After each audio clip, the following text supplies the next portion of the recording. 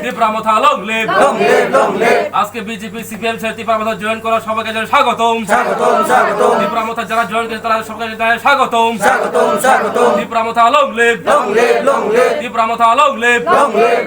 বুবাগ্রা long live. Bubagra long live.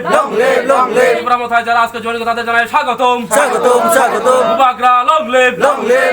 Tripura Motha long live. Bubagra. Vote আছে এখন তো বাঘ টাক হয়ে গেছে। নাগপুল বিসিতে কমলপুর অ্যাসেম্বলির আন্ডারে নাগপুল বিসিতে আজকে 7 পরিবারের 12 ভোটার আমাদের ত্রিপুরামথা জয়েন করেছে।